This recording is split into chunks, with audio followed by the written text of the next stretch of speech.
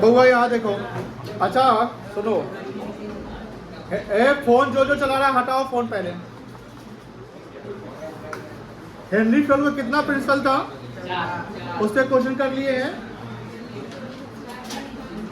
अरे Henry failed का कितना प्रिंसिपल था? 14। उससे क्वेश्चन कर लिए हैं। आइए टेलर पे।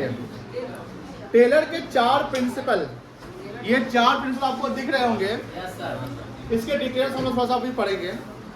टेलर का 4 प्रिंसिपल क्या था वो याद करो। पहला है science not rule of thumb. Science not rule of thumb का मतलब होता है कि हम कोई भी काम करे उसका मेजरमेंट ऑब्जर्वेशन साइंटिफिकली होना चाहिए।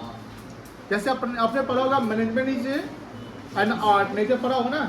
प्योर साइंस, प्योर प्रिंसिपल जब पढ़े होंगे आप, तो मैनेजमेंट प्योर साइंस नहीं है, बट थोड़ा बहुत साइंस तो अप्लाई करते ही हैं आप। तो यहाँ पर बोलता है कि टेलर साहब क्या बोलते हैं, work should be studied scientifically rather than relying on the traditional methods. मतलब कि जो काम होगा उस काम को आप स्टडी कैसे करोगे? साइंटिफिकली करोगे। साइंटिफिकली मतलब कि जैसे हमने बोला कि पीस रेट सिस्टम अप्लाई कर दो, ऑब्जर्वेशन कर दो, एक्सपीरियंस लगाओ, एक्सपेरिमेंट करो एंड देन उस पर रिजल्ट लाओ। तो किसी चीज को हम अगर रिलाई करते हैं, ध्यान रखना प्लीज बउआ, तो हमको यहाँ पर ट्रेडिशनली कि कोई बोलता है कि काम हो गया तो उसको विश्वास करके हम बोलते हैं ओके, ऐसा नहीं है। हमको कहीं ना कहीं साइंटिफिकली उसको चेक करना पड़ेगा कि काम प्रॉपर हुआ है कि नहीं हुआ है। जैसे हमने बोला कि एफिशिएंसी और इनएफिशिएंसी का बात किसने किया है? टेलर ने किया। कि अगर आपको टारगेट पूरा करना है, हमने एक स्टैंडर्ड सेटअप कर दिया, एक टारगेट पूरा सेटअप कर दिया, तो उस टारगेट अगर आप अचीव कर लेते हैं within the time, you are called efficient worker. But if you don't achieve the target within the time, you are called inefficient worker. वो क्या करेगा बेटा? इनएफिशिएंट। जब इनएफिशिएंट की बात होती है, इनएफिशिएंसी की, तो वहां पर पनिशमेंट पेनल्टी लगता है, जहां पर टेलर बोलता है कि वर्कर का सैलरी क्या होगा? तो कट जाएगा। लेकिन अगर आप एफिशिएंट है तो वहां टेलर खुश होता है। टेलर बोलता है कि हम आपको वहां पर बोनस देंगे। क्या देंगे? बोनस। अगर आप एफिशिएंट है तो 20% बोनस, और अगर आप इनएफिशिएंट है तो 20% आपका पेनल्टी लग जाएगा। समझ में आ गई? The best way to perform each task should be determined through the observations, measurement and experimentation. अब साइंटिफिकली में बोलता है कि कोई भी काम को चेक करने का मतलब है कि प्रॉपर उसका ऑब्जर्वेशन करो, उसका मेजरमेंट करो और एक्सपेरिमेंट करो। मतलब कि science not rule of thumb में आप पर्सनल जजमेंट नहीं दे सकते। अब मान लो किसी से पर्सनल दुश्मनी है, मान लेते वो किसी का बात कोई नहीं मानता है, लेकिन वो प्रॉपर काम कर रहा है, तो बताइए अब क्या करना पड़ेगा? मतलब कि सपोज कि सुपीरियर है, सुपीरियर का कोई सबऑर्डिनेट है, सुपीरियर ने कोई काम बोला, वो उस काम को किया, प्रॉपर किया, लेकिन उसका पर्सनल काम मान लो कोई था वो नहीं किया, लेकिन वो एफिशिएंटली काम कर रहा है, तो पर्सनल जजमेंट अगर लगाकर आप उसको इनएफिशिएंट डिक्लेयर करते हैं एज ए सुपीरियर, तो ये तो गलत हो जाएगा। तो टेलर क्या बोलता है? Science not rule of thumb में ट्रेडिशनल या जजमेंट मत दो, ऑब्जर्वेशन करो, मेजरमेंट करो और एक्सपेरिमेंट करो। उसमें परफेक्ट होता है, रिजल्ट आता है तो आप उसको अप्लाई करो, अदरवाइज अप्लाई नहीं करो। तो science not rule of thumb में कीवर्ड क्या क्या है आपका? Measurement, experimentation and observation. Example देखिए, instead of worker using their own methods, instead of workers using their own method, companies should conduct time and motion study to find out most efficient way to complete the task. मतलब यहाँ पर क्या बोलता है कि worker अपना, जैसे worker को मान लो बोला गया कि कोई काम कर दो, तो वर्कर अपने तरीके से वो काम कर रहा है। अब 100 वर्कर 100 को बोले काम करो, 100 वर्कर 100 तरीके से काम करेगा, मान लो वो अपना अपना तरीका लगाएगा। लेकिन क्या आप वो कह सकते कि जो वर्कर अपना मेथड लगाए वो साइंटिफिकली प्रूवन होगा? नहीं कह सकते हैं। तो यहाँ मैनेजमेंट क्या कहता है कि जो वर्कर अपना मेथड लगा रहा है उसको हटाओ, इंस्टेड ऑफ, मतलब उसके बदले आपको क्या लगाना है? अब company should conduct time, and motion study to find out the most efficient way to complete the task. यानी कंपनी को वहां पर साइंटिफिक मेथड अप्लाई करके एक ऐसा रास्ता, एक ऐसा वे लगाना है जिससे टास्क जो है वो कंप्लीट हो जाए विद इन द टाइम। समझ में आ गया? तो यही कहलाता है science not rule of thumb. तो टेलर का पहला प्रिंसिपल क्या था? Science not rule of thumb. दूसरा है हार्मोनी नॉट डिस्कॉर्ड। ये बड़ा इंपॉर्टेंट है। हार्मोनी नॉट डिस्कॉर्ड क्या मतलब? डिस्कॉर्ड मतलब होता है मतभेद या जो मैनेजमेंट और जो स्टाफ है उनके बीच में प्रॉपर टाइम का, सैलरी का या काम का डिस्प्यूट चल रहा है। मतलब ये है, जैसे हम डिस्कॉर्ड को समझाते हैं, जैसे मान लो सुपीरियर है या प्रोडक्शन मैनेजर, फाइनेंस मैनेजर, कोई भी है मैनेजर, तो मैनेजर का क्या काम है कि उसके जो सबऑर्डिनेट होंगे उनसे टाइमली काम करवाना। वो काम कर देगा तो हम पैसा देंगे, मैनेजमेंट का यही ना ड्यूटी। लेकिन जो सबऑर्डिनेट है उसके मन में ये चल रहा है कि भैया ये काम करवाता लेकिन पैसा टाइम पे नहीं देता, या जितना बनना चाहिए, जितना देना चाहिए उतना वो नहीं देता। अब बताइए, दोनों के अपने अपने पॉइंट और तर्क है ना, किसी के बीच में डिस्प्यूट होने का मतलब क्या होता है? Difference of opinion. अगर दो पर्सन के बीच में अगर डिस्प्यूट है किसी भी बात को लेकर, तो दोनों का जो ओपिनियन है वो टैली नहीं कर रहा है, दैट्स व्हाई वो डिस्प्यूट्स है। चाहे सोसाइटी में लिखिए, देखिए, फ्रेंड्स में देखिए, कंपनी में देखिए, कंट्री में देखिए। आज कंट्री टू कंट्री में डिस्प्यूट चल रहा है, क्यों? क्योंकि सर दोनों के जो ओपिनियन है वो सेम नहीं है। तो यहाँ मैनेजमेंट मतलब, जैसे आप पढ़े होंगे कि फ्योल का एक प्रिंसिपल था, subordination of individual interest to general interest. उसमें क्या है कि सारे एम्प्लॉय को कंपनी के लिए सोचना है। अगर आप कंपनी का सोचते हो, कंपनी गोल अचीव करेगा, ऑब्वियस बात है कि सबको मिलेगा। लेकिन बात यह कि डिपार्टमेंट में ही सुपीरियर और सबऑर्डिनेट के बीच में कुछ डिस्प्यूट किसी भी बात को लेकर है, तो सबऑर्डिनेट हो सकता है काम डिले करे, काम ना करे, और इसके कारण इसका और नेगेटिव इंपैक्ट बढ़ता चला जाएगा। इससे मैनेजमेंट और गुस्सा होगा, और मैनेजमेंट क्या करेगा? पेमेंट और लेट कर देगा या कम करने लगेगा। अब बताइए, डिस्प्यूट बढ़ रहा है, जब ये डिस्प्यूट बढ़ रहा है तो गोल कंपनी का अचीव होगा? Obviously not. तो यहाँ पर प्रिंसिपल अगर हम डिस्कॉर्ड वाला लगा रहे हैं, जहां पर हम दोनों के जो डिफरेंस ऑफ ओपिनियन है उसको सॉल्व करना जरूरी है। अब सॉल्व कैसे होगा? आपको हार्मोनी लाइए। क्या लाइए? हार्मोनी। हार्मोनी मतलब कि फ्रेंडली टॉक कराइए, सेमिनार करवाइए, जिसके भी अपने ओपिनियन है। चलिए, आपके क्या पॉइंट्स है जिसके कारण आप उनसे मतभेद करते हैं? बोलिए। वो बोल रहे हैं, आपके क्या पॉइंट्स है? आप अपने पॉइंट बताइए। सब अपना अपना बता रहे हैं। चलिए, अब एक हम रिजल्ट, कॉमन रिजल्ट लाएंगे। वो कॉमन रिजल्ट उनको भी फायदा करेगा और दूसरे को भी फायदा, यानी दोनों पार्टी को फायदा कर जाए, वैसा रिजल्ट आना चाहिए। चलिए, आप सहमत हो गए, आप सहमत हो गए, रिजॉल्व हो गया प्रॉब्लम। तो इसको क्या बोलते हैं? हार्मोनी बोलेंगे। क्या बोलेंगे बेटा?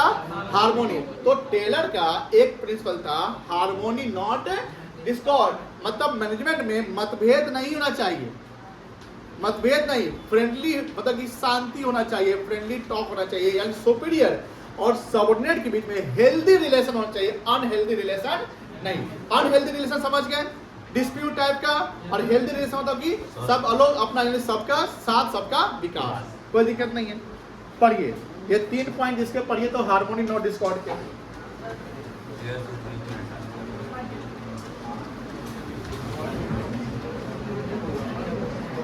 There should be a friendly community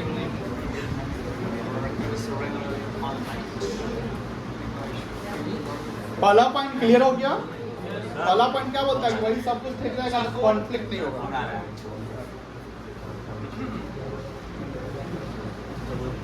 अच्छा, ये बच्चा नया पास करने। पहला पॉइंट क्लियर हो गया? दूसरा पॉइंट समझे?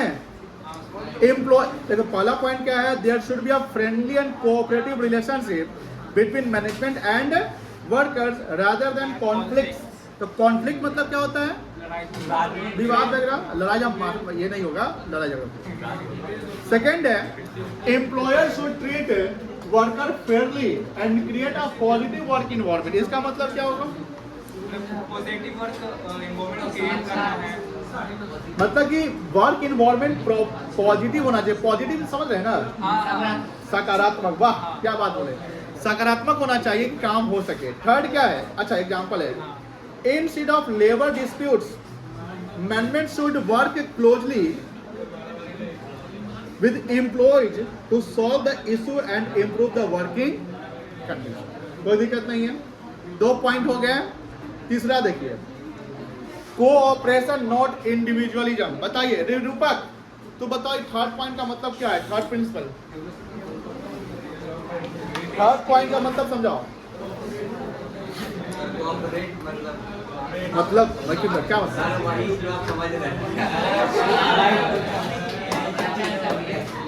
हम नहीं समझ रहे, समझाओ।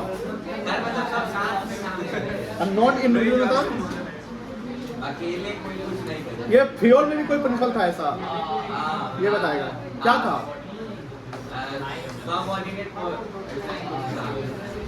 तुम बताओ तो उत्कर्ष, तुम बताओ सौम्यम। वर्कर और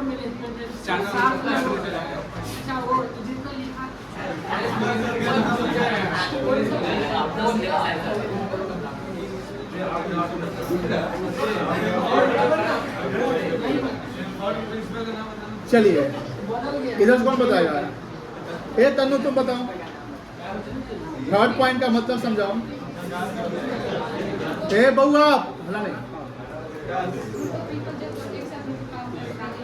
टीम वर्क कह सकते हैं, ग्रुप एक्टिविटी, और फ्यूल का एक प्रिंसिपल था subordination of individual interest to सबका साथ सबका।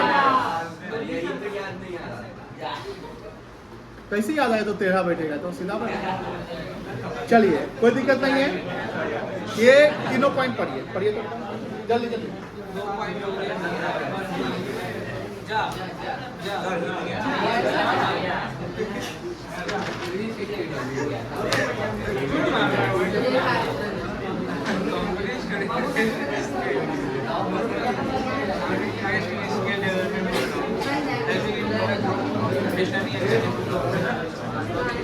क्या है पहला point? Workers and management must work together towards common goal instead of acting in a proper self interest।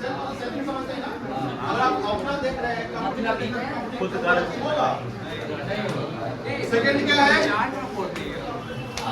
Proper communication and mutual trust. Mutual trust मतलब विश्वास, एक दूसरे में विश्वास। Mutual trust should be established. Example देखो, a company should encourage. Encourage मतलब क्या होता है? प्रोत्साहित करना। Team work where employee follow scientific work method and manager support their rather than giving conflicting instruction। मतलब कि कोई ऐसा चीज करो जो से सपोर्टिव होना चाहिए। सपोर्टिव समझ लेना है, मतलब सपोर्ट होना चाहिए, ऐसा नहीं कि बस कॉन्फ्लिक्ट ही क्रिएट करती है। चौथा देखो, चौथा क्या है? Development of worker. ये बड़ा इंपॉर्टेंट है, इसमें एफिशिएंसी वगैरह सब आ जाएगा। Development of worker to the greatest efficiency and, जैसे साइंटिफिक मैनेजमेंट टेक्निक्स, प्लीज ध्यान सुनिएगा। साइंटिफिक मैनेजमेंट टेक्निक में एक टेक्निक है पीस रेट सिस्टम, जिसको पीस वेट सिस्टम भी कहते हैं। ये पीस रेट सिस्टम या पीस वेट सिस्टम क्या होता है?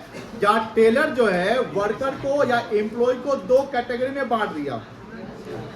पहला कैटेगरी कहलाएगा एफिशिएंसी या एफिशिएंट वर्कर, और दूसरा कैटेगरी कहलाएगा इनएफिशिएंट वर्कर। मेरी बात ध्यान सुनिएगा।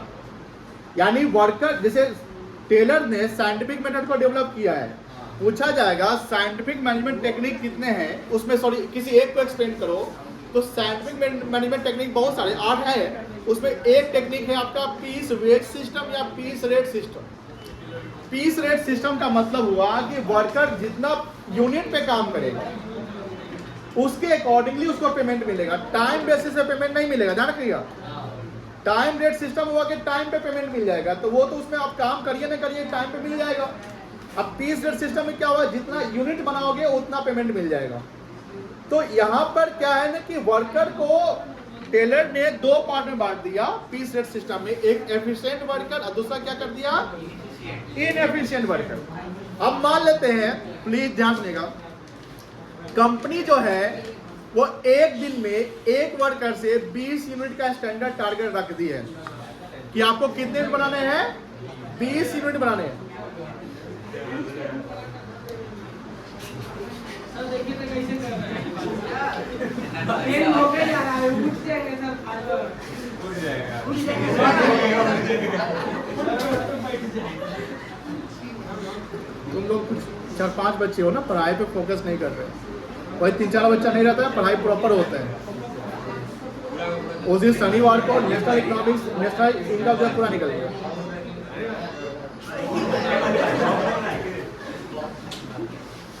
किसका गाड़ी बज रहा है? मोबाइल बजा है? किसका बजा है? पढ़ाई करना है कि छुट्टी कर दे तुम लोग को? बोलो, अगर जाना है तो तुम लोग जिसको हल्ला करना है चल जाओ, जा सकते हो, कोई घर पे कंप्लेन नहीं जाएगा, जाओ जाओ।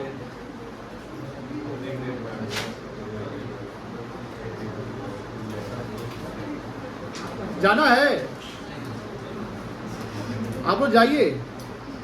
और आपको बातें करनी है, नहीं पढ़ने जाइए, घर पे कोई कंप्लेन नहीं जाएगा। और अगर पढ़ना है तो शांति से बैठिए।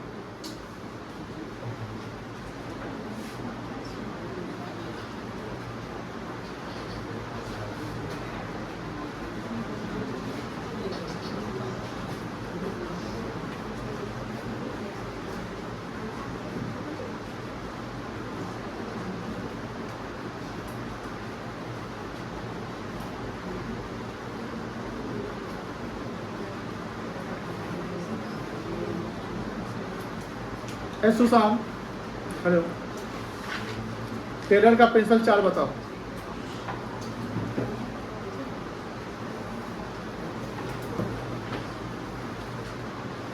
आप बाहर निकलिए, निकलिए बाहर।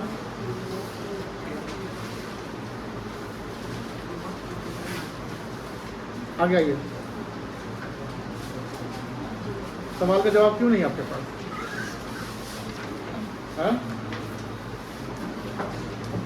सबको म्यूचुअल ट्रस्ट पे काम करना है, एक दूसरे को हेल्प करना है। किसी का काम डिले चल रहा है, कोई प्रॉब्लम में, उसको हेल्प करना है। इवन तो आपको वहां से फायदा नहीं होने वाला है। सेल्फ इंटरेस्ट नहीं देखना है। क्या नहीं देखना है? Self interest. चौथा है development of worker to the greatest efficiency and prosperity. इसमें हमने क्या बताया था कि टेलर जो है साइंटिफिक मैनेजमेंट टेक्निक बताया है। उस साइंटिफिक मैनेजमेंट टेक्निक में एक टेक्निक है पीस रेट सिस्टम, जिसको पीस वेट सिस्टम कहते हैं। यानी टेलर बोलता है कि वर्कर को जो पेमेंट मिलेगा वो on the basis of piece, यानी on the basis of performance, not on the basis of time. Time के बेसिस पे पेमेंट नहीं करेंगे, पीस के बेसिस पे पेमेंट करेंगे। तो यहाँ पर वर्कर जो है, जो पीस रेट सिस्टम है, सॉरी टेलर जो है वर्कर को पीस रेट सिस्टम में 2 भाग में बांटा। एक हो गया एफिशिएंट वर्कर और एक हो गया इनएफिशिएंट। जब मैं यहाँ वर्कर वर्ड यूज कर रहा हूँ तो यहाँ पर सब आ जाएगा, सब इन द सेंस एम्प्लॉयज भी आ जाएंगे जिनको कोई असाइनमेंट मिला है। एफिशिएंट वर्कर उसको बोलेंगे जिसने टारगेट 100% अचीव कर लिया। वो टारगेट डिसाइड मैनेजमेंट करेगा। सपोज कि एक वर्कर को एक दिन का 20 मिनट बनाने का टारगेट है, तो ये 20 मिनट हो गया स्टैंडर्ड टारगेट। अब 20 से अगर आप कम बनाते हैं, यानी अगर 19 बनाए तो यू आर कॉल्ड इनएफिशिएंट, और अगर 20 या 20 से अधिक बना दे तो you are called efficient worker. अब यहाँ पर टेलर बोलता है कि जो एफिशिएंटली काम कर रहा है, मतलब कि अगर टारगेट को आप पूरा करते हैं या उससे ज्यादा अच्छा काम कर रहे हैं, कंपनी मैनेजमेंट आपको बोनस देगी। लेकिन अगर आप इनएफिशिएंट के कैटेगरी में आ गए, मतलब कि आपने काम को कम किया, तो आपका बोनस जो है नहीं मिलेगा और जो नॉर्मल पेमेंट है उसमें पेनल्टी लग जाएगा, यानी कम मिलेगा। यानी जो टेलर साहब थे वो इनएफिशिएंट वर्कर के खिलाफ एकदम सख्त थे, कह सकते हैं एकदम सख्त थे। मतलब कि भैया थोड़ा भी काम अगर कम करेंगे, मेहनत कम करेंगे तो मेरा पेमेंट कम जाएगा। और उन्होंने क्या किया, लिबरल किसके खिलाफ थे? जो एफिशिएंट। इससे मोटिवेशन दोनों के बीच में आएगा। अगर आप वर्क मोटिवेशन या पेमेंट मोटिवेशन की बात करते हैं तो एफिशिएंट वर्कर को मोटिवेशन इसलिए मिलेगा कि पेमेंट उसको ज्यादा मिल रहा है, वो और ज्यादा काम करेगा। और इनएफिशिएंट को वर्कर इसलिए इनएफिशिएंट वर्कर को मोटिवेशन इसलिए आएगा कि अगर हम कम काम करेंगे तो फिर मेरा पेमेंट क्या होगा, कम हो जाएगा। इसलिए इनएफिशिएंट वर्कर अपने आप को क्या करेगा, चेंज करेगा, अपने आप को इम्प्रूव करेगा। इसलिए टेलर का जो साइंटिफिक टेक्निक, जो पीस रेट सिस्टम, बहुत ही फेमस टेक्निक है। ये जनरली हर मैनेजमेंट इसको अप्लाई करता है। इसलिए कहा जाता है कि टेलर को फादर ऑफ साइंटिफिक मैनेजमेंट भी कहा जाता है। क्या कहा जाता है? फादर ऑफ साइंटिफिक मैनेजमेंट या father of modern scientific management, Taylor, FW Taylor. चौथा पॉइंट हो गया, 4 प्रिंसिपल हो गया। तो 4 प्रिंसिपल याद कराइए। पहला प्रिंसिपल क्या था? Science not rule of thumb. दूसरा क्या था? Harmony not discord. तीसरा था कोऑपरेशन नॉट इंडिविजुअलिज्म। और चौथा development of worker to the greatest efficiency and prosperity. Prosperity का मतलब ये है कि जो एफिशिएंट वर्कर है उसको तो ज्यादा मिल रहा है, उसकी प्रोस्पेरिटी क्या हो रही है, बढ़ रही है। ये किसका प्रिंसिपल है, टेलर का, FW टेलर। वो कहां से बिलोंग करते थे, यूएस से। वो कौन से इंजीनियर थे, मैकेनिकल। और फ्यूल कौन सा इंजीनियर था, माइनिंग। ये कोई दिक्कत नहीं है, क्लियर है। इसके कीवर्ड थोड़ा सा देख लो, जो 4 प्रिंसिपल बताया उसमें कीवर्ड देखो, science, harmony,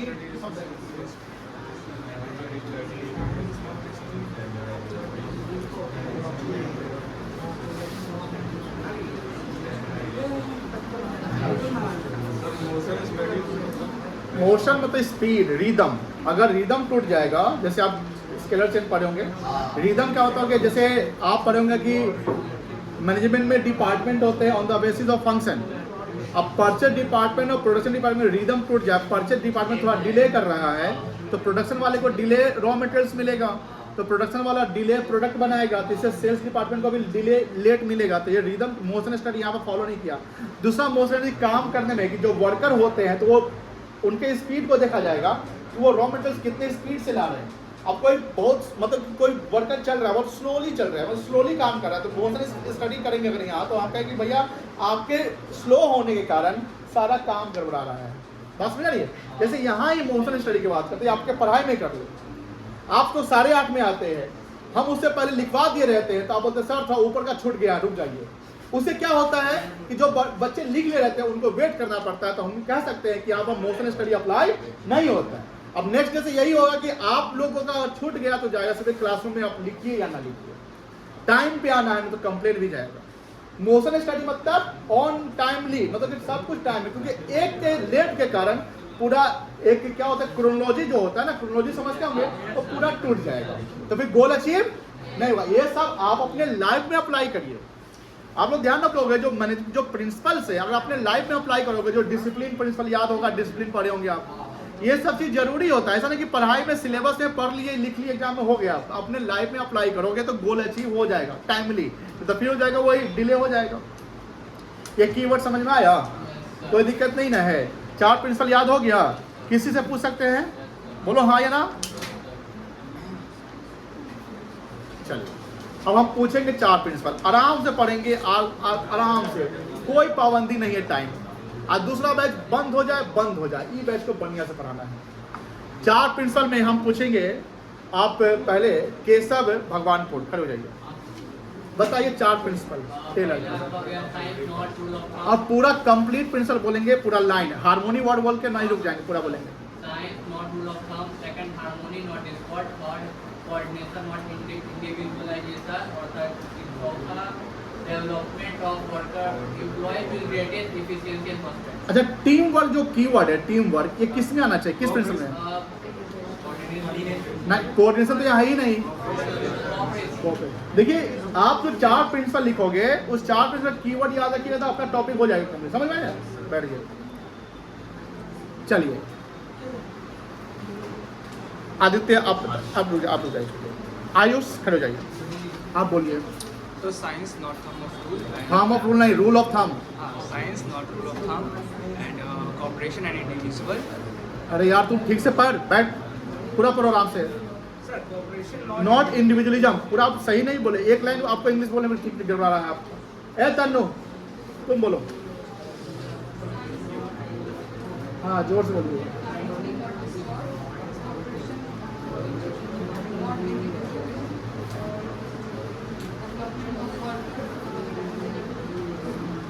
To their greatest,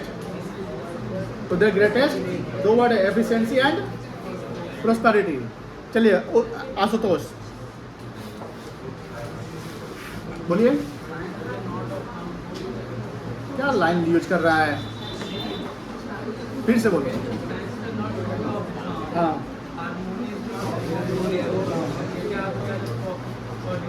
cooperation,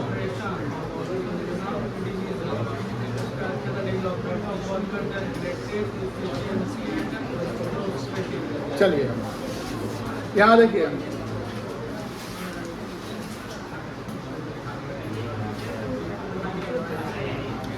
ये इंपॉर्टेंट है, इससे एग्जाम में सवाल पूछे जाते हैं। साइंटिफिक टेक्निक्स, साइंटिफिक मतलब टेलर ने जनरली, जो टेलर का टेक्निक जनरली काम आता है लोअर वाले में, ऑपरेशनल वाले में। लोअर लेवल का दो और नाम है, क्या क्या है रितिका आप बताइए तो? लोअर लेवल मैनेजमेंट का दो और नाम क्या क्या है?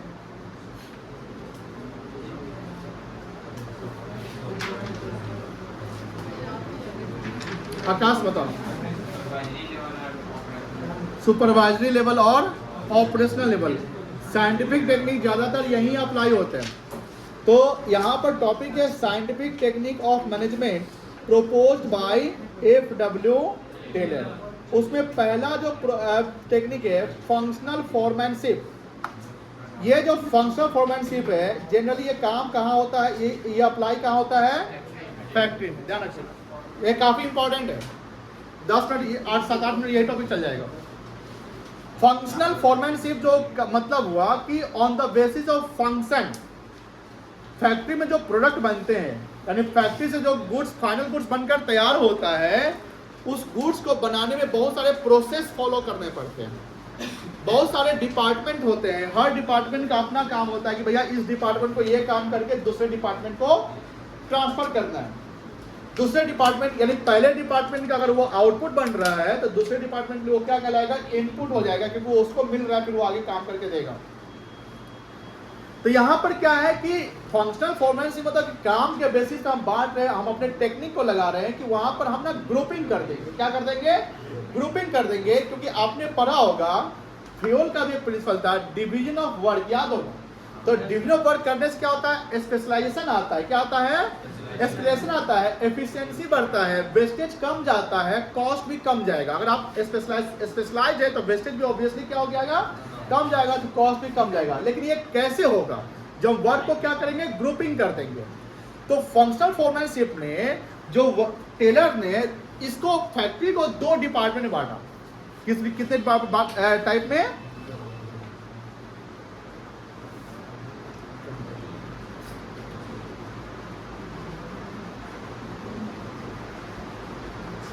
हाँ, यहाँ 2 पार्ट में बांटा। एक है प्लानिंग और दूसरा है प्रोडक्शन। ध्यान रखिए, फंक्शनल फोरमैनशिप के 2 डिपार्टमेंट। फंक्शनल फोरमैनशिप के कितने डिपार्टमेंट? 2 डिपार्टमेंट। पहला डिपार्टमेंट प्लानिंग डिपार्टमेंट और दूसरा डिपार्टमेंट प्रोडक्शन डिपार्टमेंट, जिसको एग्जीक्यूशन डिपार्टमेंट या एग्जीक्यूटिव डिपार्टमेंट भी कहते हैं। एग्जीक्यूटिव मतलब जो एग्जीक्यूट करता है, जो काम करता है। काम मतलब प्रोड्यूस करता है। कोई दिक्कत नहीं है। तो अब बात ये आ रही है कि जो फंक्शन के बेसिस पे चल रहा है, किसके बेसिस पे? अभी हम लोग पढ़ रहे हैं topic scientific technique of management developed by Taylor. Scientific technique में हम पहला टेक्निक पढ़ रहे हैं। कौन सा टेक्निक? पहला टेक्निक, जिसका नाम क्या है? Functional foremanship. आगे के टेक्निक नहीं, लेकिन फंक्शनल फोरमैनशिप की जब बात करते हैं तो यहाँ पर टेलर ने फैक्ट्री में फोकस किया और वहां पर उसने डिपार्टमेंट को 2 भाग बांट दिया, प्लानिंग और प्रोडक्शन, या प्लानिंग और एग्जीक्यूटिव या एग्जीक्यूशन। एग्जीक्यूट मतलब होता है करना, मतलब कि डन। एग्जीक्यूट मतलब क्या होता है? डन, जो आप कर रहे हैं या कर लिए। तो यहाँ पर टेलर जो प्लानिंग डिपार्टमेंट और एग्जीक्यूटिव डिपार्टमेंट जो बांटा, तो अब यहाँ पर इस 2 डिपार्टमेंट में टोटल 8 फंक्शन लाए। कितना फंक्शन? 8 फंक्शन। 2 डिपार्टमेंट मिलाकर टोटल 8 फंक्शन, 8 ग्रुप कर दिया उन्होंने। ये इंस्पेक्शन का यानी इंस्पेक्ट करने वाला का अलग ग्रुप होगा, रिपेयर मेंटेन करना है तो उसका एक अलग ग्रुप होगा, किसी को डिसिप्लिन मेंटेन करना है डिसिप्लिनियर अलग ग्रुप होगा, किसी को बीन कार्ड मेंटेन करना है उसका अलग होगा, रूटीन वाले के लिए अलग होगा, गैंग के लिए टूल, जैसे टूल्स होते हैं, टूल समझते हैं ना, इक्विपमेंट औजार वगैरह, उसका अलग ग्रुप होगा। इससे क्या होगा कि प्रॉपर कोऑर्डिनेशन बना रहेगा। प्रॉपर क्या बना रहेगा? कोऑर्डिनेशन बना रहेगा। अब ध्यान रखिएगा, जो 8 ग्रुप उन्होंने किया 2 डिपार्टमेंट मिलाकर, तो 8 को डिवाइड कर दीजिए 2 से, तो कितना बन गया? 4। तो एक डिपार्टमेंट यानी प्लानिंग के लिए 4 और प्रोडक्शन के लिए भी 4। प्लानिंग के लिए 4, प्रोडक्शन के लिए भी 4 उन्होंने बांट दिया। अब यहाँ पर प्लानिंग के लिए जो उन्होंने बांटा, तो प्लानिंग के जो 4 फंक्शन क्या क्या था? पहला था रूट क्लर्क। रूट मतलब क्या होता है? रूटीन, समझते हैं ना? रूटीन समझते हो? क्या होता है रूटीन? मतलब कि रूटीन का मतलब हुआ कि वर्कर को वो पता है कि आज क्या काम, जैसे देखते होगे कि फैक्ट्री में ना रूटीन सब लगा रहता है, उसमें ये डिसाइड होता है कि इस डिपार्टमेंट वाले को उसको क्या काम करना है, वो इंस्ट्रक्शन लिखा रहता है ना, रूटीन लिखा रहता है। तो जो रूटीन है यानी आज का रूटीन, कल का रूटीन, परसों का रूटीन, ऐसे रूटीन के अनुसार चलना है। आप लोग अपने स्कूल लाइफ में जो स्कूल जूनियर सेक्शन जब जाते रहोगे तो एक पढ़ाई का routine, lunch routine, tiffin box का रूटीन आता है। स्कूल वाले बोलते हैं कि आज ये लंच में लाना है, कल वो लाना है, तो वो नहीं रहता है। बहुत स्कूल में रहता है, मेरे बच्चा के स्कूल में है तो हम वही आपको बता रहे हैं। चलिए, तो यहाँ पर रूटीन, रूट मतलब क्या हुआ, रूट क्लर्क, ठीक है ना। तो यहाँ देखिए बातें नहीं, फिर बातें शुरू हो गई, ये बात नहीं। Route clerk decide the sequence, sequence मतलब ना एक डायरेक्शन और path of production to ensure the smooth work flow. मतलब कि हम आपको, जैसे रूटीन का मतलब ये ना हुआ कि हमने एक डायरेक्शन बना लिया है, एक दिशा निर्देश बना लिया है जिसको हमको फॉलो करना है, क्योंकि उसको फॉलो करेंगे तो गोल मेरा अचीव हो जाएगा। सेकेंड था instruction card clerk. Instruction card clerk, card मतलब जो ऑन पेपर कार्ड मिलता है, इंस्ट्रक्शन उसमें लिखे रहते हैं, उस इंस्ट्रक्शन को फॉलो करके आपको काम करना है। यानी आपका कोई सुपीरियर होगा या आपको कोई सीनियर होगा, बोलिए आज क्या काम करना है, मान लीजिए अनस्किल या स्किल वाले वर्कर, बोलिए आज क्या काम है। चलिए इंस्ट्रक्शन कार्ड क्लर्क में मिस्टर आकाश के लिए वो है, मिस्टर ऋषभ के लिए वो है, मिस्टर उमंग के लिए वो है। आपने वो कार्ड उठाया, उस कार्ड को आपको फॉलो करना है कि आज का ये इंस्ट्रक्शन है, आज हमको ये काम करना है। तो प्लानिंग डिपार्टमेंट में एक और पार्ट बन गया, क्या, instruction card clerk prepares detailed work.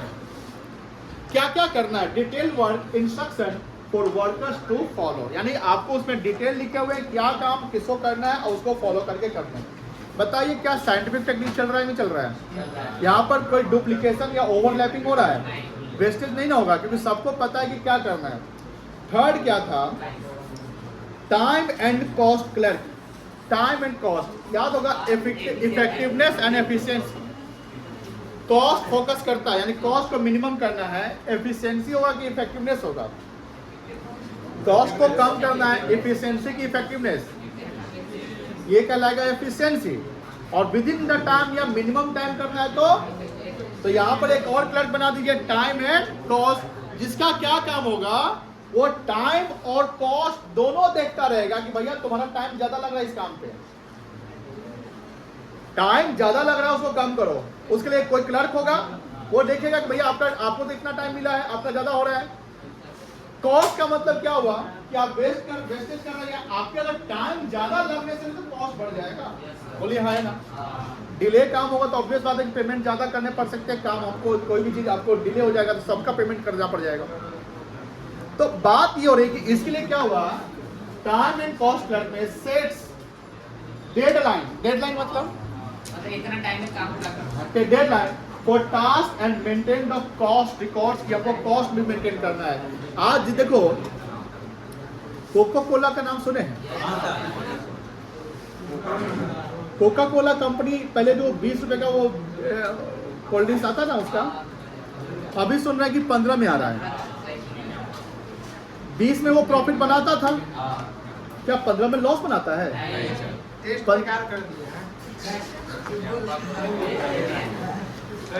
Quality compromise हो गया, ऑब्वियसली हो सकता है।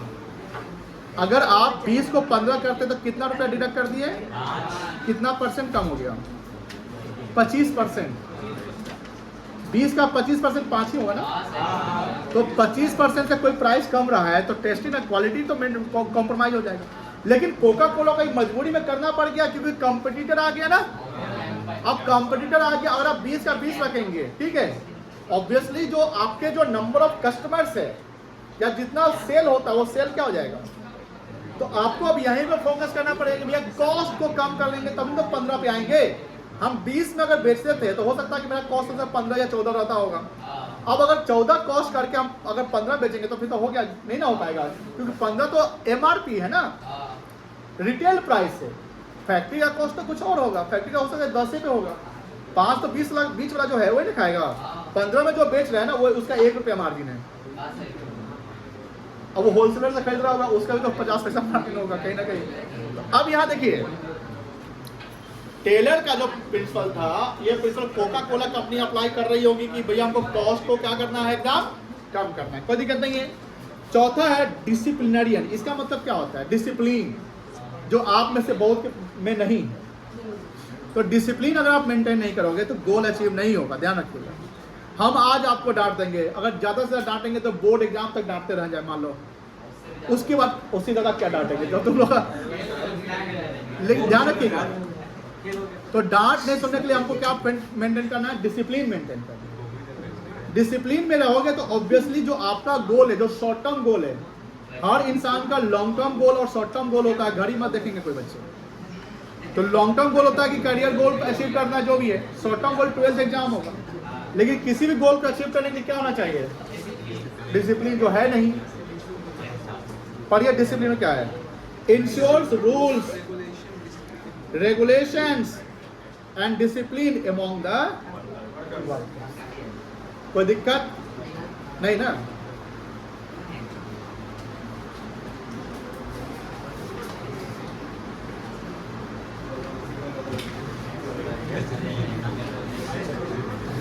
अब है ये प्लानिंग का था, किसका था?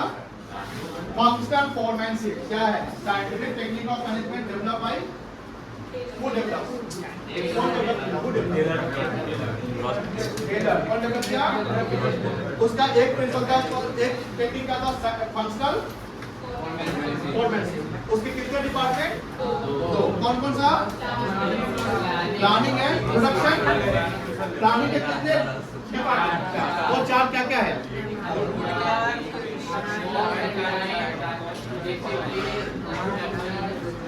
रूट प्लान है, instruction chart plan, time and cost plan, चौथा क्या है? डिसिप्लिनरियन, मतलब डिसिप्लिन। कोई दिक्कत नहीं है।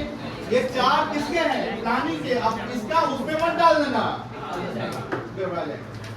ये ट्रेलर का बताया गया सिद्धांत है, उस सिद्धांत में आप इधर उधर नहीं कर सकते। कॉन्सेप्ट नहीं, सिद्धांत। जैसे फ्यूल का कितना प्रिंसिपल था? 15 तो बन सकता है ना? अरे बन सकता है, लेकिन आप फ्यूल के 15 प्रिंसिपल नहीं ना बोलेंगे, आपको 14 ही बोलने पड़ेंगे। ट्रेलर का कितना प्रिंसिपल था? 4 बोलना है, 5वां नहीं लगाना या 3 नहीं करना है। उसी प्रकार फंक्शनल फोरमैनशिप कितना डिपार्टमेंट? प्लानिंग और प्रोडक्शन। अब प्लानिंग के अगर 4 है तो वही 4 रखने हैं, प्रोडक्शन वाले 4 उसमें ऐड नहीं करते। बात समझ आ रही? प्लानिंग के 4 बताइए क्या क्या है? Rule plan,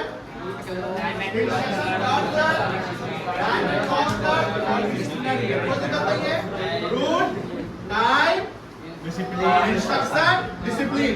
route, time, instruction, discipline. बोलो क्या क्या?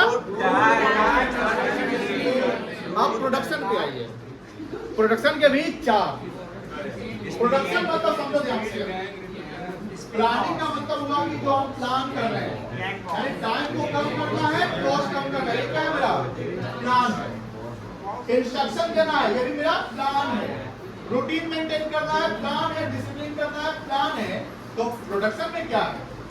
पहला है गैंग बॉस। अच्छा, स्पीड बॉस है। स्पीड बॉस, स्पीड मतलब कह सकते हैं। अगर मान लीजिए रफ्तार में कमी आ जाए, जो आपने बोला स्पीड में, मोशन में कमी आ जाए, पता है गोल अचीव होगा? एक जैसे हमने बोला कि क्रोनोलॉजी जो है वो टूट जाएगा। तो पहला पॉइंट क्या है आपका? स्पीड बॉस, जहां पर स्पीड देखना है हर वर्कर का।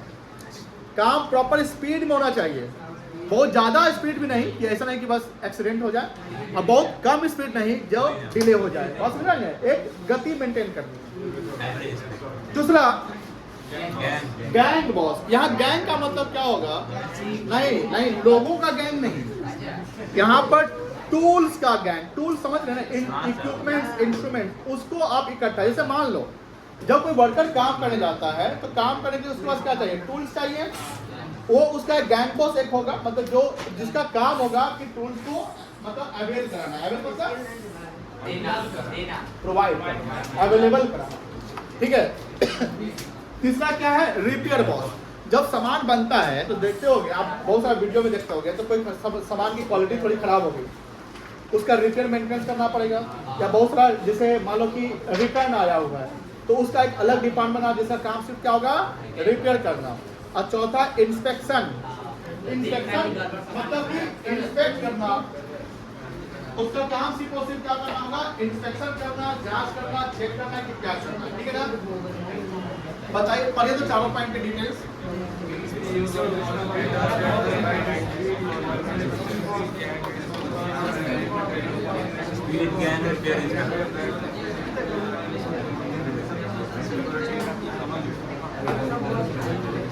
कोई दिक्कत नहीं है। राइट स्पीड, गैंग बॉस में क्या, arranging the material, machine and tool. Repair में क्या है, मतलब कि कंडीशन से अगर कुछ गड़बड़ होता है उसको ठीक करो। और इंस्पेक्शन क्या है, क्वालिटी को चेक करिए। बताइए क्या क्या है, स्पीड, गैंग, रिपेयर, इंस्पेक्शन। चलिए, साइंटिफिक टेक्निक ऑफ मैनेजमेंट। क्या पहला टेक्निक क्या था, यही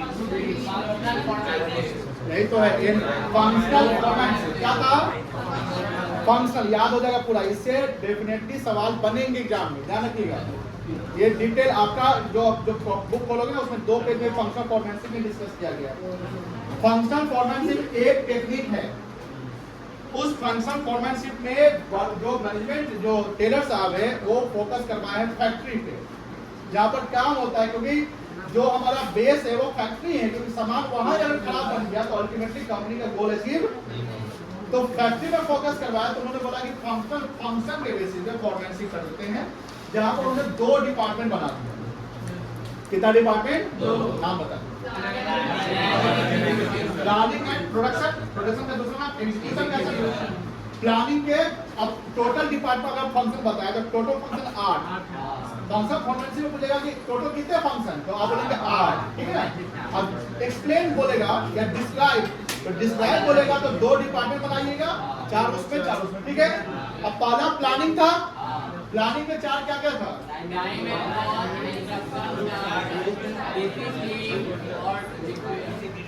बताओ निश्चित, बताओ 4 क्या क्या था प्लानिंग का, बहुत जल्दी, आराम से। आप कोई हड़बड़ी नहीं है, आराम से लोग घर जाएंगे, साथ में चलेंगे।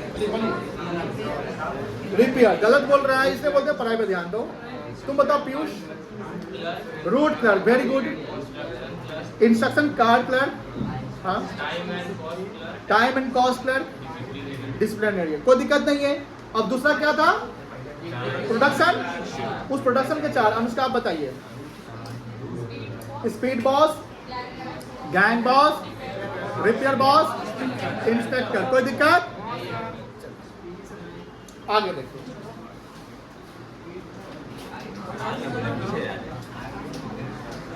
फंक्शनल फॉर्मेटशिप का पहला टेक्निक हो गया। क्या लिखा है, a factory should have specialised supervisors. यहां पर वर्ड सुपरवाइजर है क्या ना। वो जो 8 डिपार्टमेंट बनाए गए थे, कितने डिपार्टमेंट, 4 करके, उस 8 डिपार्टमेंट का एक सुपरवाइजर होगा। जैसे आप सुनते हैं फैक्ट्री का कोई सुपरवाइजर है, तो भाई सुपरवाइजर का मतलब कि हर चीज उसको आता है, ऐसा नहीं है।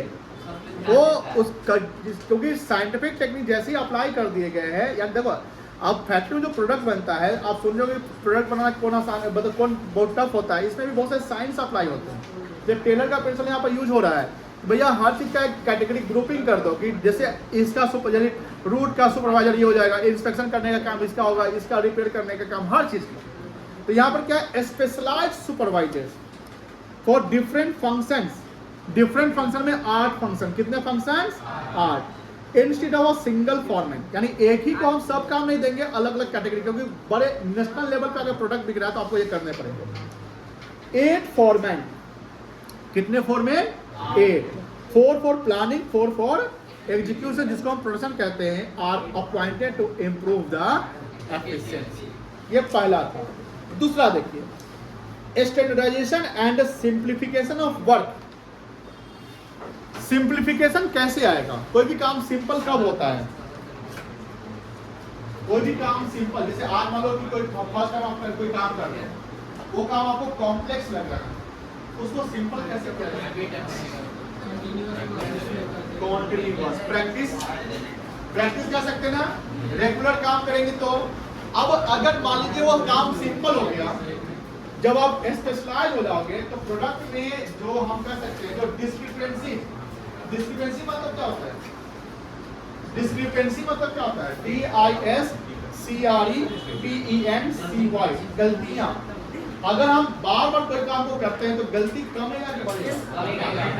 तो जो प्रोडक्ट का क्वालिटी है या सर्विस का जो क्वालिटी है उसका एक स्टैंडर्ड सेट हो जाएगा। Yes, sir. आज देखिए जो इन वर्ल्ड की बड़ी बड़ी कंपनी क्या अपने प्रोडक्ट क्वालिटी को स्टैंडर्ड रख रही है? अगर आप स्टैंडर्ड से अगर 0.1% भी कम हो जाते हैं आपका सीधा क्या होगा? सेल्स सीधा सीधी घट जाएगा। तो टेलर साहब का दूसरा टेक्निक था standardisation and simplification of work. Simplification तो पहली दफा नहीं आएगा, बस जब रिपीटेडली काम को करेंगे तो सिंप्लीफाइड हो जाएगा, कोई दिक्कत नहीं है। पर ये इसमें क्या लिखा हुआ है? स्टैंडर्डाइजेशन का मतलब क्या है? Setting the fixed standards for materials, मतलब मटेरियल क्वालिटी हमारी अच्छी होनी चाहिए, tools, process and working condition, हर चीज का कंडीशन जो स्टैंडर्ड है वो सेट होना चाहिए। Simplification, reducing the unnecessary product varieties. Unnecessary मतलब बिना काम का प्रोडक्ट में वेरिएशन आ रहा है उसको कम करो, वेरिएशन नहीं होना चाहिए। अच्छा बताओ, लेबर इंटेंसिव टेक्निक और कैपिटल इंटेंसिव टेक्निक, दो टेक्निक था ना हाउ टू प्रोड्यूस में, बताओ किसमें वेरिएशन आएगा? क्या बात कर रहे हैं? अरे कैपिटल इंटेंसिव टेक्निक मशीन का यूज होगा तो उसमें वेरिएशन ज्यादा आएगा। लेबर इंटेंसिव में वेरिएशन आ सकता है। आप अगर मतलब हैंडमेड कोई काम कर रहे हो तो हर प्रोडक्ट में वेरिएशन थोड़ा वो दिख जाएगा, लेकिन जो मशीन से बनाते हैं तो वहाँ वेरिएशन, हम नहीं कहते कि वेरिएशन जीरो रहेगा, बट वेरिएशन कम रहेगा। तो दोनों में वेरिएशन ज्यादा किस में रहेगा? Labour intensive technique. चलिए, तो दो टेक्निक हो गया। पहला टेक्निक का नाम क्या था? फंक्शनल। दूसरा टेक्निक क्या था? Standardisation and simplification work. Third technique क्या है? Work study. Work study, work मतलब ये भी जरूरी है। इस वर्क स्टडी में 4 स्टडी कितने स्टडी? 4 स्टडी। 4 स्टडी बड़ी क्या है? 40 पेंटिंग। पेंटिंग मतलब क्या होता है? रेस्ट करना। जैसे मान लो किसी चीज को लगातार अगर कोई काम करे तो आप बेहोश हो सकते हैं, पैटिंग हो जाना। एंड मोशन, देखिए टाइम, कॉस्ट, फैटिग और मेथड। Mostly method.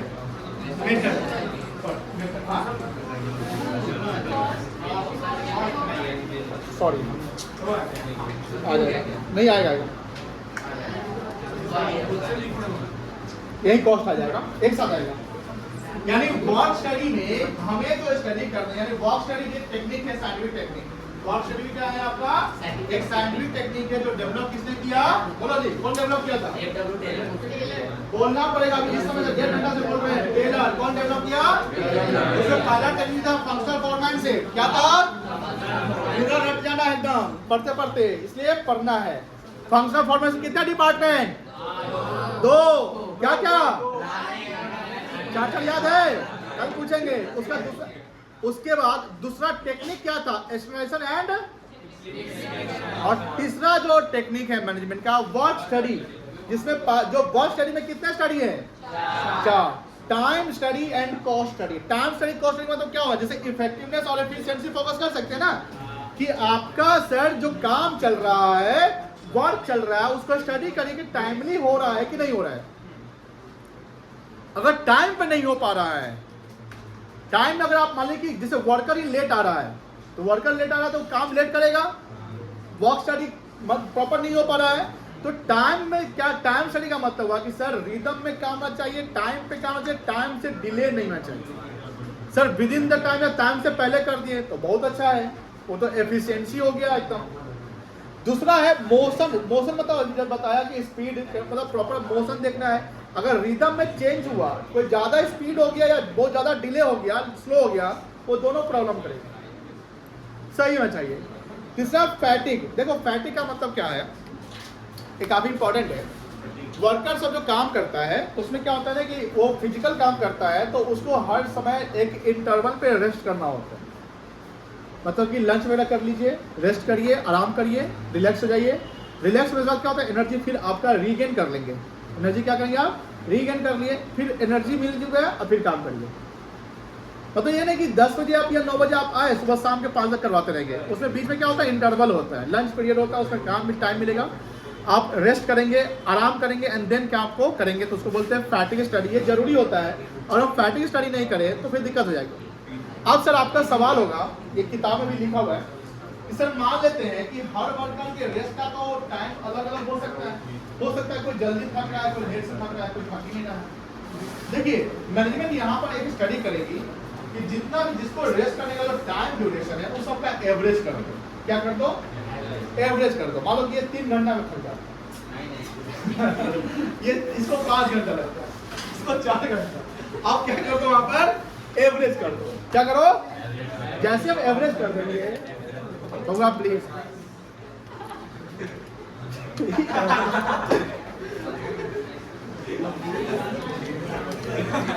नहीं थक दो 3 घंटा में। अब क्या करेंगे, हम 4 घंटा तक आज पढ़ाएंगे, ठीक है, सब क्लियर हो जाएगा। हाँ बोलिए बोलिए बोलिए। फैटिग स्टडी हो गया, 3 घंटा भी नहीं थक रहा है, तुम लोग को 5 घंटा 6 घंटा लग जाएगा, ठीक है। बउआ फैटिग स्टडी भी यही होता है। मैनेजमेंट क्या करेगा, सबके जो लोग टायर्ड हो रहा है उसके टाइम ड्यूरेशन अलग होंगे, तो मैनेजमेंट सबको तो अलग अलग इंटरवल नहीं लगेगा, जाओ तुम थक गया, जाओ आराम करके आओ नहीं होगा। वहां मैनेजमेंट क्या करेगा, एवरेज करेगा। क्या करेगा बेटा? एवरेज, और एक टाइम बनेगा, वहीं पर छुट्टी होगी, कोई दिक्कत नहीं है। चलिए मेथड समझ चुके हैं, ये तो आप लोग जानते होंगे, बहुत बार बोल दिए आप लोग को। जानते हो डिफरेंशियल पीस रेट सिस्टम?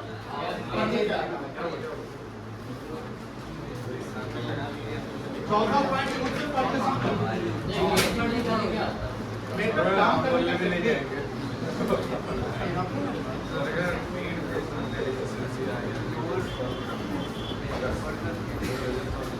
समझ में आया?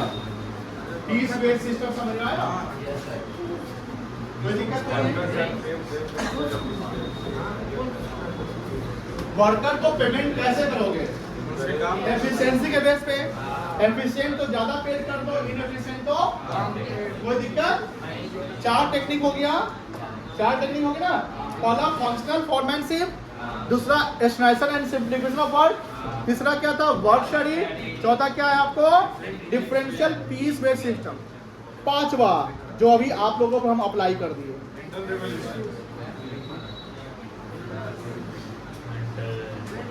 मेंटल रिवॉल्यूशन, मानसिक क्रांति।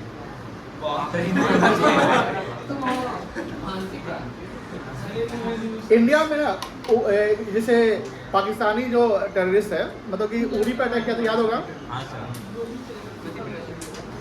उससे एक मूवी बनी है उरी, आप देखे होंगे कि उसके कुछ दिन बाद, आई थिंक शायद हमको दिन नंबर ऑफ डेज याद नहीं है, 9 दिन बाद। आप कंफर्म है 9 दिन? हाँ सर। इंडिया स्ट्राइक नहीं किया था पाकिस्तान को।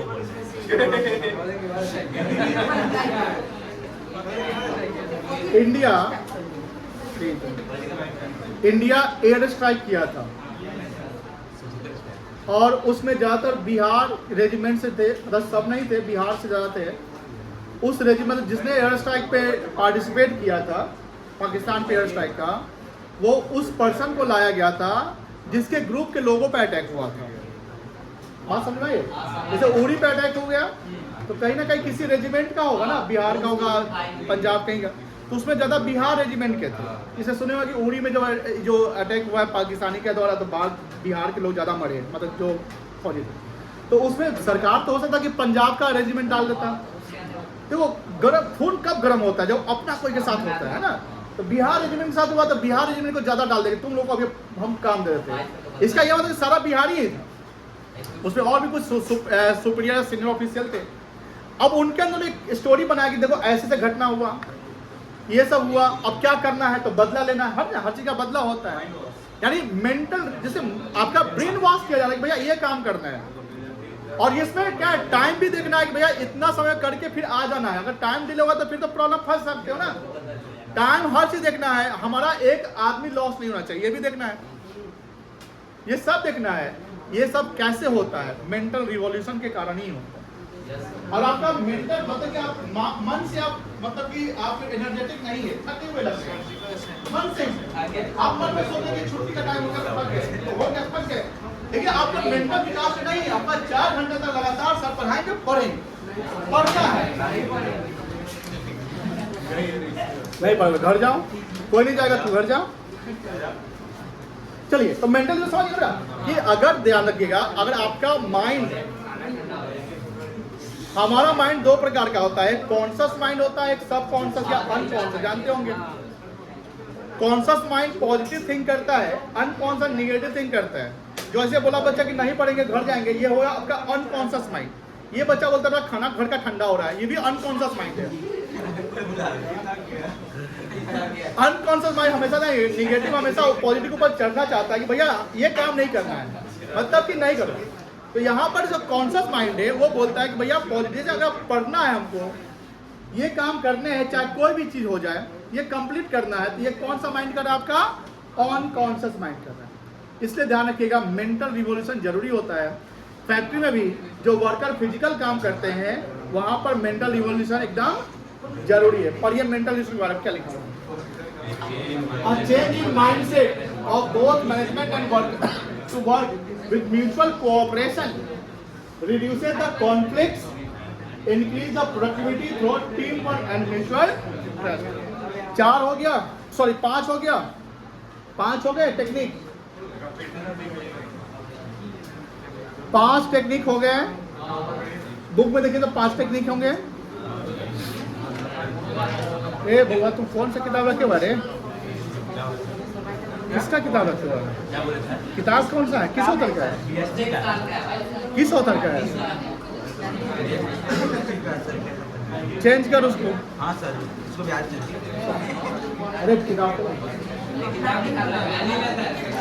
बीएसटी किताब निकालिए तो सब लोग। साइंटिफिक टेक्निक कितने हैं देखो किताब में? 5 है। 5 टेक्निक याद हो गया? बोलो 5 टेक्निक क्या क्या है?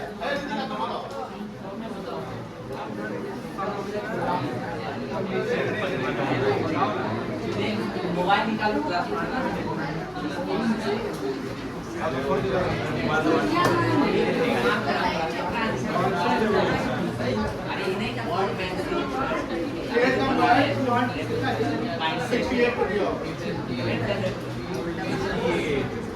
ऋतिका पूछे कुछ सवाल आपसे, क्या पूछे बोलिए। फंक्शनल फॉर्मेनशिप दूसरा, एंड सिंप्लीफिकेशन तीसरा,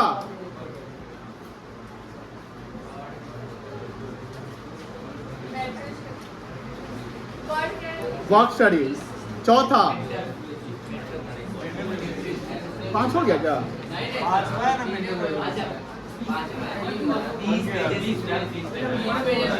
हाँ, पीस वेस्ट सिस्टम हो गया, और 5वां सबको याद हो गया? हाँ? चल जाएगा, लेकिन हाँ प्लानिंग वाला 4 वही 4 रखना है, होगा ना याद सबको?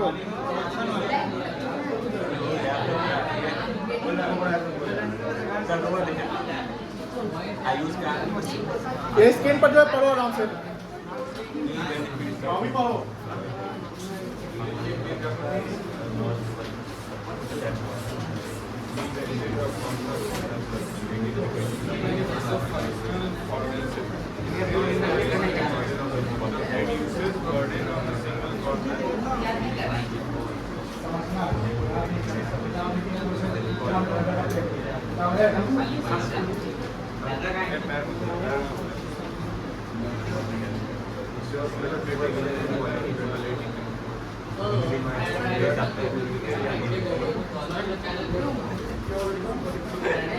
उसके कीवर्ड्स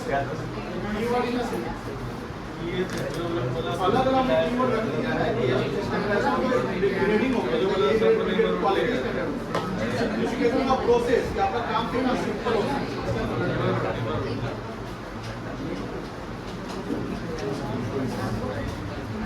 पढ़ लिए सब लोग? सब लोग पढ़ लिए?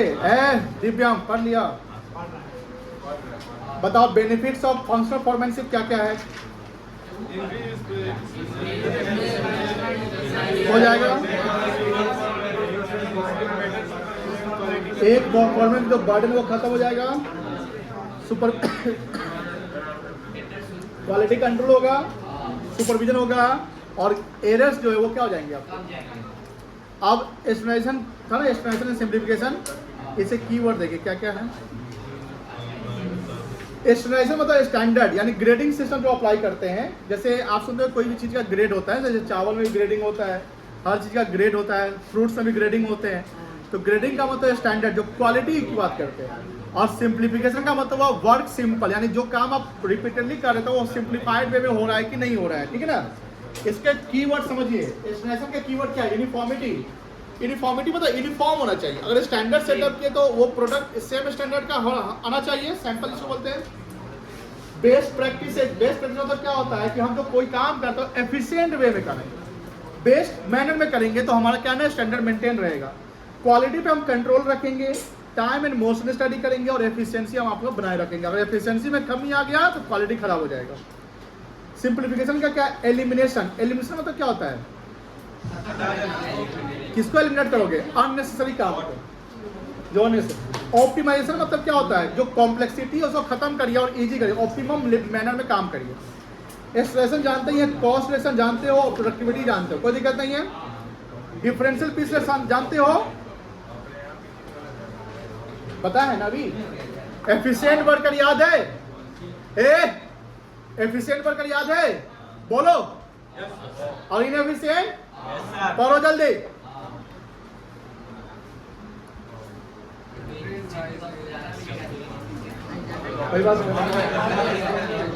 पढ़ लिए, समझाइए उत्कर्ष।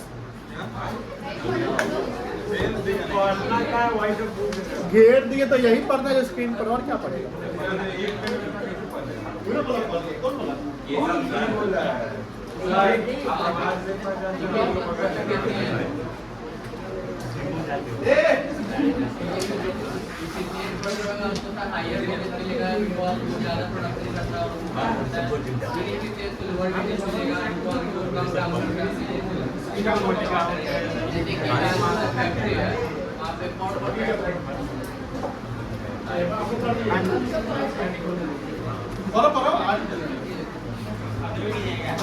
नो टाइम लिमिट, आज नो टाइम लिमिट क्लास चलेगा। अरे हम है ना, रुको ना। बिहार बंद है आज।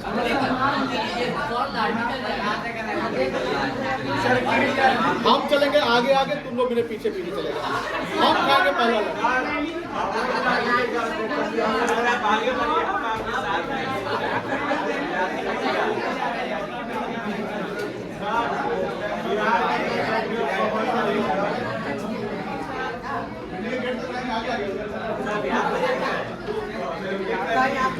ये समझ में आ गया होगा।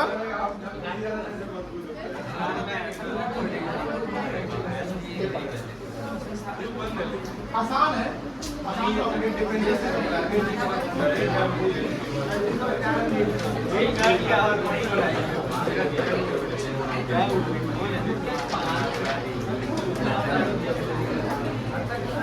हमने मोटिवेशन बताया था कि इसमें मोटिवेशन भी आएगा। दोनों को आएगा कि एक ही को आएगा? दोनों को आएगा। कम मतलब कम जिसको मिला उसको भी मोटिवेशन कि भैया ज़्यादा काम करना पड़ेगा, एफिशिएंसी बढ़ेगा। क्या लिखा हुआ, advantage of differential piece based system. क्या क्या एडवांटेज होगा, मतलब समझ में आया। एफिशिएंसी को प्रोत्साहन मिलेगा, प्रोडक्टिविटी क्या होगा आपका, कॉस्ट क्या होगा आपका, और वर्कर को क्या होगा, मोटिवेशन मिलेगा। कोई दिक्कत? इसका डिसएडवांटेज हो सकता है, बेचारा जो अनस्किल्ड है उसका तो हालत खराब हो जाएगा, कितना कोशिश कर रहे नहीं हो पा रहा है कि नहीं है। डिसएडवांटेज, वर्कर पे प्रेशर बना रहेगा, वर्क लोड, समझते हैं ना, वर्क प्रेशर। अब वो इस याद होगा, एक साउथ की एक लड़की थी सीए, उसका नाम हमको भी याद नहीं है, इन्फोसिस में थी वो थी KPMG या EY किसी चार्टर फर्म में, बिग फर्म में थी। तो वहाँ पर वर्क के कारण उसके हेल्थ खराब हो गए एंड वो मर गए। तो ये एक डिमेरिट्स है, समझ में आ गया। आर्टिकल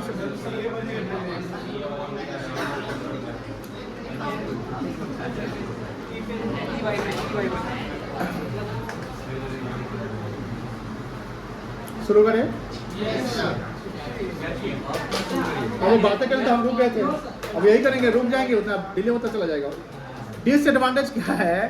पहला डिसएडवांटेज कि सर वर्कलोड होगा, वर्क प्रेशर बना रहेगा। दूसरा कि वर्कर को हमेशा फोकस किस पे होगा?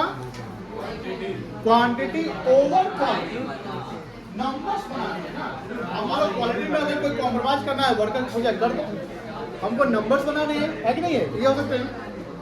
और अनफेयर फॉर न्यू और इनएक्सपीरियंस्ड वर्कर, जो नया वर्कर आ जाएगा वो तो एक्सपीरियंस नहीं होगा, तो नंबर ऑफ यूनिट्स कम बना पाएगा, उसके पेमेंट क्या होंगे? कम होंगे। कोई दिक्कत नहीं है। कंक्लूजन एग्जाम राइटिंग मतलब यही आपको मेंशन करने हैं। कर जाएगा, आराम कर, आराम कर। किसको? कल ये चैप्टर खत्म कराते हैं।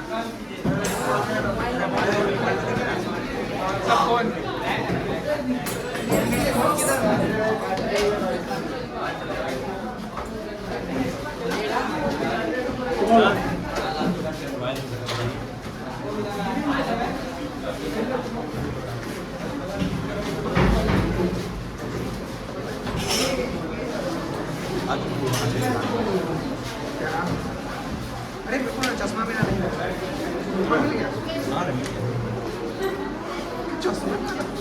चश्मा भी आता है, बाहर